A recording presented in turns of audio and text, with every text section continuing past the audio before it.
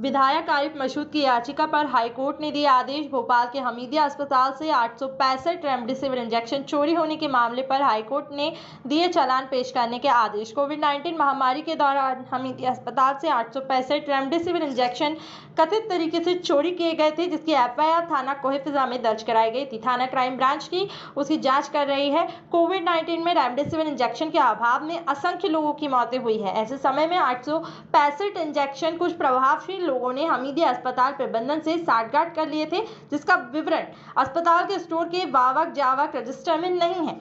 यह register crime branch के कब्जे में है, जिसमें कुछ राजनेता तथा नौकरशाहों द्वारा इंजेक्शन लिए जाने का उल्लेख भी है। इन लोगों को बचाने के लिए क्राइम ब्रांच ने आज तक इस मामले को दबा कर रखा है। किसी व्यक्ति की गिरफ्तारी नहीं की गई है। और एक और, जब पूरा प्रदेश गंभीर महामारी से जूझ रहा था, भोपाल में असंख्य लोगों की मौत रेमडेसिविर इंजेक्शन नहीं मिलने के कारण हो रही थी, वहीं दूसरी ओर प्रभावशाली लोगों ने हमीदिया अस्पताल प्रबंधन से साठगांठ कर इंजेक्शन ले लिए थे, जिस पर विधायक मध्य भोपाल श्री आरिफ मसूद ने उच्च न्यायालय के समक्ष याचिका प्रस्तुत की थी, जिसमें यह मांग की गई थी कि क्राइम ब्रांच के कब्जे में जो रजिस्टर जब्त थे, उसमें से राजनेता और प्रभावशाली लोगों के नाम पर भी कार्रवाई की जाए। इस मामले में अधिवक्ता यावर खान ने पैरवी की। उन्होंने बताया कि उच्च न्यायालय जबलपुर के मुख्य न्यायाधीश जस्टिस रफीक अहमद ने 21 जून 2021 को पुलिस को आदेश दिए हैं। इस मामले में धारा 173 दंड प्रक्रिया संहिता के तहत अभियोग पत्र संबंधित न्यायालय में पेश किए जाएं। पुलिस द्वारा यदि सही कार्रवाई नहीं की जाती है तो संबंधित मजिस्ट्रेट उस पर संज्ञान लेंगे। अब इस मामले में जिन लोगों ने कथित तौर पर जीवन रक्षक रेमडेसिविर इंजेक्शन चोरी कराए थे, वे सभी जांच के दायरे में आएंगे। रेमडेसिविर इंजेक्शन उस भयानक समय पे चोरी हुआ था जिस समय एक एक इंजेक्शन की एक एक जान के लिए बड़ी ज़रूरत थी, बचाने के लिए बहुत कीमती था। ताही ताही मची हुई थी, चारों तरफ अफरा तफरी थी कोरोना की सेकंड उसमें। ऐसे समय में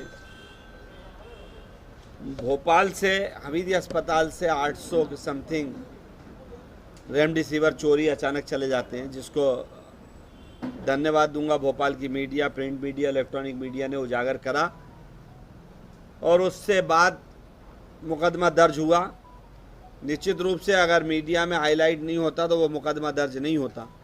उसके बाद वो मुकदमा भोपाल के कोहेफिजा थाने में दर्ज हुआ।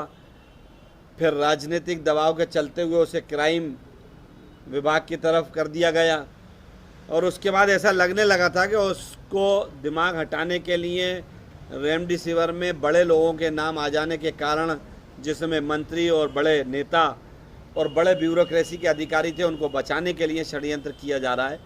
जब ये मुझे एहसास हुआ तो मैंने अपने एडवोकेट यावर और आसिफ और वहीद खान से संपर्क करा और इनसे कहा कि तत्काल एक पिटीशन लगाना चाहिए। हालांकि माननीय उच्च न्यायालय सो मोटो ले चुका था, तो हमने सो मोटो के अंदर जाने के लिए भी लगाई अपील और एक रेमडेसिविर चोरी पे लगाई, जिसका आज डायरेक्शन माननीय उच्च न्यायालय ने दे दिया और माननीय उच्च न्यायालय ने कहा है कि 173 में चालान पेश करें।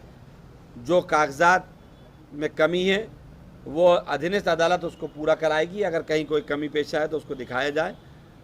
ये एक बड़ा डायरेक्शन है हाई कोर्ट की तरफ से।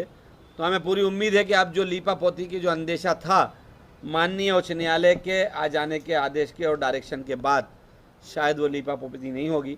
उसी की कॉपी को लेकर अभी हम संबंधित थाने को भी एक आवेदन दे रहे हैं कि तत्काल उसके संबंधित दस्तावेज हमें भी दिए जाएं और माननीय न्यायालय में भी पेश किए जाएं।